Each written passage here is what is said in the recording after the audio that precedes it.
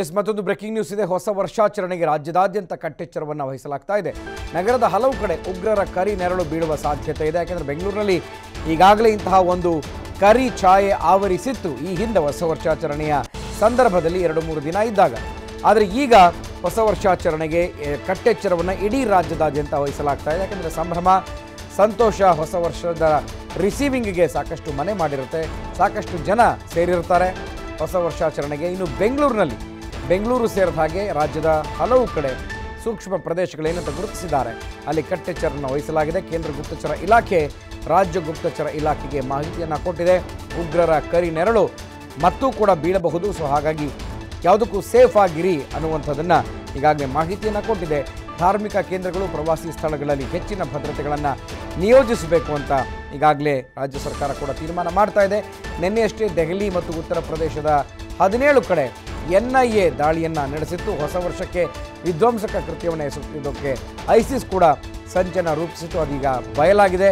So ಇದರಿಂದ ಎಚ್ಚೆತ್ತುಕೊಂಡಿರುವಂಥ ಕೇಂದ್ರ ಉಗ್ರ ನಿಗ್ರಹ ದಳ, ಅದರ ಜೊತೆಗೆ ಗುಪ್ತಚರ ಇಲಾಖೆ ಮಾಹಿತಿಯನ್ನು ಕೊಟ್ಟಿದೆ. ಸೊ ಒಂದು ಕಡೆ ಹೊಸ ವರ್ಷವನ್ನು ಬರಮಾಡಿಕೊಳ್ಳೋದಕ್ಕೆ ವಿನೂತನವಾಗಿ ಅನೇಕ ರೀತಿಯಾಗಿ ಸಜ್ಜಾಗಿದ್ದಾರೆ ಇಡೀ ದೇಶದ ಜನ. ಸೊ ಹಾಗೆಯೇ ಆ ಒಂದು ಸಂತೋಷ ಸಂಭ್ರಮ ಕೊನೆವರೆಗೂ ಇರಬೇಕು, ಆಚರಣೆಯ ನಂತರವೂ ಕೂಡ ಇರಬೇಕು ಅನ್ನೋಂಥದ್ದಾದರೆ ಎಲ್ಲರೂ ಕೂಡ ಸಾಕಷ್ಟು ನಿಗಾ ವಹಿಸಬೇಕು. ಇದು ಕೇಂದ್ರ ಸರ್ಕಾರದ ಹಾಗೂ ಗುಪ್ತಚರ ಇಲಾಖೆಯ ಮನವಿ ಕೂಡ.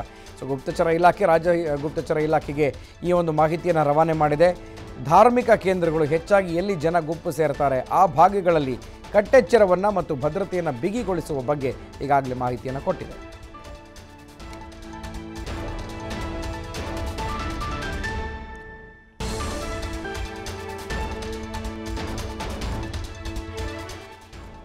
ಎಸ್, ರಾಜ್ಯದ ಎಲ್ಲೆಡೆ ಕಟ್ಟೆಚ್ಚರವನ್ನು ವಹಿಸೋದಕ್ಕೆ ಸೂಚನೆಯನ್ನು ನೀಡಲಾಗಿದೆ. ಹೊಸ ವರ್ಷಾಚರಣೆಯ ಸಂಭ್ರಮಕ್ಕೆ ಯಾವುದೇ ರೀತಿಯ ಅಡೆತಡೆ ಉಂಟಾಗದ ಹಾಗೆ. ಮತ್ತಷ್ಟು ಹೆಚ್ಚಿನ ಮಾಹಿತಿಯನ್ನು ನಮ್ಮ ಕ್ರೈಮ್ ಬ್ಯೂರೋ ಪ್ರತಿನಿಧಿ ದತ್ತರಾಜ್ ನ್ಯೂಸ್ ಡೆಸ್ಕಿಂದ ನೇರ ಸಂಪರ್ಕದಲ್ಲಿ ಕೊಡ್ತಾರೆ. ದತ್ತರಾಜ್, ಸೊ ಹೊಸ ವರ್ಷ ಇನ್ನೇನು ಸಮೀಪಿಸ್ತಾ ಇದೆ, ಮುಂದಿನ ವಾರ ಹೊಸ ವರ್ಷಕ್ಕೆ ನಾವೆಲ್ಲರೂ ಕೂಡ ಕಾಲಿಡ್ತೀವಿ. ಆದರೆ ಈ ಉಗ್ರರ ಕರಿ ಛಾಯೆ ಇನ್ನೂ ಕೂಡ ಆವರಿಸ್ತಾ ಇದೆ. ಯಾಕೆಂದರೆ ಬೆಂಗಳೂರು ಅಂದ ತಕ್ಷಣ ಅದು MG ರಸ್ತೆ ಆಗಿರ್ಬೋದು, ಬ್ರಿಗೇಡ್ ರಸ್ತೆ ಆಗಿರ್ಬೋದು, ಕಮರ್ಷಿಯಲ್ ಸ್ಟ್ರೀಟ್ ಆಗಿರ್ಬೋದು, ಇಲ್ಲೆಲ್ಲ ಹೊಸ ವರ್ಷಾಚರಣೆಯನ್ನು ಇನ್ನಿಲ್ಲದ ಸಂಭ್ರಮದಿಂದ ಆಚರಿಸ್ತಾರೆ. ಇದರ ಜೊತೆಗೆ ಇಡೀ ರಾಜ್ಯದಾದ್ಯಂತ ಕಟ್ಟೆಚ್ಚರವನ್ನು ವಹಿಸಬೇಕು ಅಂತ ಒಂದು ಮಾಹಿತಿಯನ್ನು, ಅದು ಗಂಭೀರವಾದಂಥ ಮಾಹಿತಿಯನ್ನು ಕೇಂದ್ರ ಗುಪ್ತಚರ ಇಲಾಖೆ ರಾಜ್ಯಕ್ಕೆ ಕೊಟ್ಟಿದೆ. ಸೊ ಹೆಚ್ಚಿನ ಮಾಹಿತಿ ಏನಿದೆ ದತ್ತರಾಜ್ ಇದ್ರ ಬಗ್ಗೆ?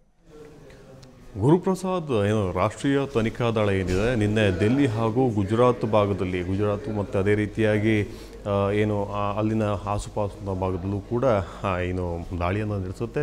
ದಾಳಿಯ ವೇಳೆಯಲ್ಲಿ 17 ಕಡೆ ದಾಳಿ ನಡೆಸುತ್ತೆ. ಅದರಲ್ಲಿ 10 ಮಂದಿ ಶಂಕಿತ ಉಗ್ರರನ್ನು ಬಂಧಿಸಲಾಗಿದೆ. ಅದೇ ರೀತಿಯಾಗಿ ಗಂಧಕ, ಉಳಿದಿರ್ತಕ್ಕಂತಹ ಯಾವುದು ರಾಸಾಯನಿಕ ಪದಾರ್ಥಗಳು, ಸ್ಫೋಟಕ ರಾಸಾಯನಿಕ ಪದಾರ್ಥಗಳೇನಿದೆ ಅದನ್ನು ಕೂಡ ವಶಕ್ಕೆ ಪಡೆದಿದ್ದಾರೆ. ಇದರಲ್ಲಿ ಇಂಜಿನಿಯರಿಂಗ್ ಸ್ಟೂಡೆಂಟ್ಗಳು ಕೂಡ ಇದ್ದಾರೆ, ಆಟೋ ಚಾಲಕರು ಇದ್ದಾರೆ, ಮತ್ತು ಇನ್ನೂ ಕೂಡ PUC ಓದ್ತಾ ಇರ್ತಕ್ಕಂಥ ಹುಡುಗರು ಕೂಡ ಈಗ 10 ಜನರು ಇದ್ದಾರೆ ಅಂತಲೇ ಹೇಳ್ಬೋದು. ಇವರನ್ನು ಇನ್ವೆಸ್ಟಿಗೇಷನ್ ಮಾಡಿರ್ತಕ್ಕಂತಹ ರಾಷ್ಟ್ರೀಯ ತನಿಖಾ ದಳ ಇದೀಗ ಬೆಂಗಳೂರಿನಲ್ಲೂ ಕೂಡ ಕೆಲ ಮಾಹಿತಿಗಳನ್ನು ಇಲ್ಲಿನ ರಾಜ್ಯ ಗುಪ್ತಚರ ಇಲಾಖೆ ಏನಿದೆ ಅದಕ್ಕೂ ಕೂಡ ಮಾಹಿತಿಯನ್ನು ನೀಡಿದೆ. ಆ ಮಾಹಿತಿಯನ್ನು ಆಧರಿಸಿರ್ತಕ್ಕಂತಹ ಗುಪ್ತಚರ ಇಲಾಖೆ ಈಗಾಗಲೇ ಸರ್ಕಾರಕ್ಕೂ ಕೂಡ, ಅಂದರೆ ಕರ್ನಾಟಕ ಸರ್ಕಾರಕ್ಕೂ ಕೂಡ ಮಾಹಿತಿಯನ್ನು ನೀಡಿದೆ.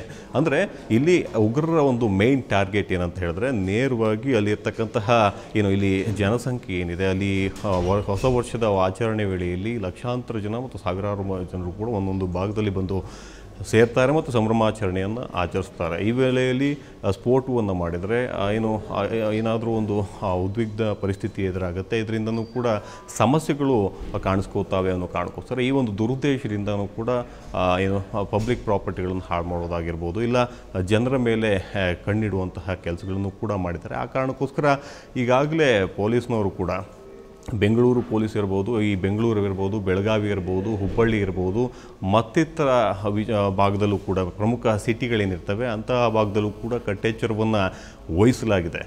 ಪೊಲೀಸ್ನವರು ಇದರ ಬಗ್ಗೆ ಸಂಪೂರ್ಣವಾಗಿ ಉಪಚಾರ ಇಲಾಖೆ ಜೊತೆ ಮಾತುಕತೆ ನಡೆಸಿ ಈಗಾಗಲೇ ಏನು ಸಂಪೂರ್ಣವಾದಂತಹ ಭದ್ರತೆಯನ್ನು ಕೂಡ ಕೈಗೊಳ್ಳಲಾಗಿದೆ. ಮತ್ತು ಈಗ 30ರ ತಡರಾತ್ರಿಯೇ ಎಲ್ಲ ರೀತಿಯ ಒಂದು ಇಲ್ಲಿನ ಏನು ವಾಹನ ಸಂಚಾರ ಇರ್ಬೋದು, ಬೇರೆ ಬೇರೆ ಭಾಗದಿಂದ ಬಂದು ಇಲ್ಲಿ ನೆಲೆಸಿರ್ತಕ್ಕಂತಹ ಲಾಡ್ಜ್ನಲ್ಲಿ ಇರ್ತಕ್ಕಂಥ ವ್ಯಕ್ತಿಗಳ ಫುಲ್ ವಿವರಗಳಿರ್ಬೋದು, ಅದನ್ನು ಕೂಡ ಈಗಾಗಲೇ ಕ್ರೋಢೀಕರಿಸೋದಕ್ಕೆ ಮುಂದಾಗುವಂತಹ ಸಾಧ್ಯತೆಗಳು ಇದೆ. ಪ್ರತಿ ವರ್ಷವೂ ಕೂಡ ಇದೇ ರೀತಿಯಾಗಿ ನಡೆಯುತ್ತೆ. ಆದರೆ ಈ ಸಲ ಹೈ ಅಲರ್ಟ್ ಇರೋಕ್ಕೋಸ್ಕರ ಮತ್ತಷ್ಟು ಬಿಗಿ ಬಂದೋಬಸ್ತು ಎದುರಾಗುವಂತಹ ಅಂದರೆ ಮಾಡುವಂತಹ ಸಾಧ್ಯತೆಗಳು ಕೂಡ ಇದ್ದಾವೆ. ಗುರುಪ್ರಸಾದ್, ನಟರಾಜ್, ಇನ್ನು ಉಗ್ರರ ಕರಿ ನೆರಳಿನ ಜೊತೆಗೇನೆ ಪುಂಡಪೋಖರಿಗಳ ಹಾವಳಿ ಕೂಡ ಜಾಸ್ತಿ ಆಗಿರುತ್ತೆ. ಯಾಕೆಂದರೆ ಕಳೆದ ವರ್ಷಕ್ಕಿಂತ ಹಿಂದಿನ ವರ್ಷ ನಡೆದಂಥ ಬೆಂಗಳೂರಿನ ಘಟನೆಯನ್ನು ನೆನೆಸ್ಕೊಂಡ್ರೆ ಇನ್ನೂ ಕೂಡ ಒಂದು ರೀತಿಯಾಗಿ ಅದರಿಂದ ಹೊರಬರೋದಕ್ಕೆ ಸಾಧ್ಯ ಆಗಿಲ್ಲ. ಯಾಕೆಂದರೆ ಹೊಸ ವರ್ಷಾಚರಣೆ ಸಂದರ್ಭದಲ್ಲಿ ಏನು ಬೇಕಾದರೂ ಆಗ್ಬೋದು. ಯಾಕೆಂದರೆ ಬೆಂಗಳೂರಿನಲ್ಲಿ ಕಳೆದ ಬಾರಿ ಸುಮಾರು ಒಂದು 200-300ಕ್ಕೂ ಹೆಚ್ಚು CCTVಗಳನ್ನು ಆ ಭಾಗದಲ್ಲಿ ಇಡಲಾಗಿತ್ತು, MG ರಸ್ತೆ, ಬ್ರಿಗೇಡ್ ರಸ್ತೆಯಲ್ಲಿ.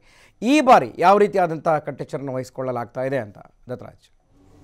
ಈ MG ರಸ್ತೆ ಹಾಗೆ ಬ್ರಿಗೇಡ್ ಭಾಗದಲ್ಲಿ ಮಿನಿಮಮ್ 10ರಿಂದ 20 ಸಾವಿರ ಜನಸಂಖ್ಯೆ ಸೇರ್ತಾರೆ ಪ್ರತಿ ವರ್ಷದಂತೂ. ಕಳೆದ ಬಾರಿಯೂ ಕೂಡ 20-22 ಸಾವಿರ ಜನರು ಕೂಡ ಈ MG ರೋಡ್ ಹಾಗೂ ಬ್ರಿಗೇಡ್ ರೋಡು, ಚರ್ಚ್ ಸ್ಟ್ರೀಟ್ ಈ ಭಾಗದಲ್ಲಿ ಸೇರಿಕೊಂಡಿದ್ರು. ಅದೇ ಕಾರಣಕ್ಕೋಸ್ಕರ ಈ ಒಂದು ಭಾಗದಲ್ಲಿ ಮಹಿಳೆಯರನ್ನು ಅಂದರೆ ಲೈಂಗಿಕ ದೌರ್ಜನ್ಯ ಮಾಡುವಂತಹ ಕೆಲಸಗಳು ಕೂಡ ನಡೀತವೆ. ಕಳೆದ ಬಾರಿಯೂ ಕೂಡ 4-5 ಮಂದಿಯನ್ನು ಬಂಧಿಸಲಾಗಿತ್ತು. ಅದೇ ರೀತಿಯಾಗಿ CCTVಗಳ ದೃಶ್ಯಾವಳಿಗಳೇನಿರ್ತವೆ ಅದನ್ನೇ ತೆಗೆದುಕೊಂಡು ನಂತರದಲ್ಲಿ ಆರೋಪಿಗಳ ಚೆಹರೆಯನ್ನು ಇಟ್ಟುಕೊಂಡು ಬಂಧಿಸುವಂತಹ ಕೆಲಸಕ್ಕೆ ಅಲ್ಲಿನ ಪೊಲೀಸ್ನವರು ಮುಂದಾಗಿದ್ದರು. ಮತ್ತು ಈ ಸಂಬಂಧಪಟ್ಟ ಹಾಗೆ ಮತ್ತಷ್ಟು ಏನು ಭದ್ರತೆಗಳನ್ನು ಒದಗಿಸುವ ನಿಟ್ಟಿನಲ್ಲಿ ಕಳೆದ ಬಾರಿ ಪೊಲೀಸ್ನವರು ವಿಫಲರಾಗಿದ್ದರು. ಆದರೆ ಈ ಬಾರಿ ಏನು ಸುನೀಲ್ ಕುಮಾರ್ ಅವರು ಮತ್ತಷ್ಟು ಬಿಗಿ ಭದ್ರತೆಯನ್ನು ನೀಡುವಂತಹ ನಿಟ್ಟಿನಲ್ಲೂ ಕೂಡ ಪೊಲೀಸ್ನವರು ಮುಂದಾಗಿದ್ದಾರೆ ಅಂತ ಹೇಳ್ಬೋದು. 2,000ದಷ್ಟು ಪೊಲೀಸ್ ಸಿಬ್ಬಂದಿಗಳನ್ನು ನೇಮಿಸಲಾಗಿದೆ. ಮತ್ತು ಎಲ್ಲ ರೀತಿಯೂ ಕಣ್ಗಾವಲನ್ನು ಹಾಕಲಾಗಿದೆ. CCTV ಕಣ್ಗಾವಲು ಮತ್ತು ಅದೇ ರೀತಿಯ ಡ್ರೋನ್ ಕ್ಯಾಮ್ರಾಗಳನ್ನು ಕೂಡ ಬಳಸಿ ಯಾವ ಒಬ್ಬೊಬ್ಬ ಅಂದರೆ ಒಂದೊಂದು ಏರಿಯಾದಲ್ಲೂ ಕೂಡ ಒಂದು ಬ್ಯಾರಿಕೇಡ್ಗಳನ್ನು ಹಾಕಿ ಅಲ್ಲಿ ಒಂದು 10 ಸಂಖ್ಯೆಯಲ್ಲಿ ಪೊಲೀಸರನ್ನು ನಿಯೋಜಿಸುವಂತಹ ಕೆಲಸವನ್ನು ಕೂಡ ಮಾಡ್ತಾರೆ. ಮತ್ತು ಚರ್ಚ್ ಸ್ಟ್ರೀಟ್ನಿಂದ ಬರುವಂತಹ ಮಂದಿಯನ್ನು ಏನು ಬ್ರಿಗೇಡ್ ರಸ್ತೆಯಲ್ಲಿ ನಂತರದಲ್ಲಿ ಎಂಟ್ರೆನ್ಸ್ನ ಮೂಲಕ ಹೊರಗಡೆ ಬಿಡುವಂತಹ ಒಂದೇ ಮಾರ್ಗವನ್ನು ಇಡಲಾಗಿದೆ. ಮತ್ತು ಅದರಲ್ಲೇ ಓಡಾಡುವಂತಹ ಸಾಧ್ಯತೆಗಳು ಇಲ್ಲ. ಆ ಕಾರಣಕ್ಕೋಸ್ಕರ ಅದ್ರ ಬಗ್ಗೆನೂ ಕೂಡ ಹೆಚ್ಚಿನ ಬಂದೋಬಸ್ತನ್ನು ಒದಗಿಸಲಾಗಿದೆ. ಥ್ಯಾಂಕ್ ಯು ದತ್ತರಾಜ್ ಮಾಹಿತಿಗೆ.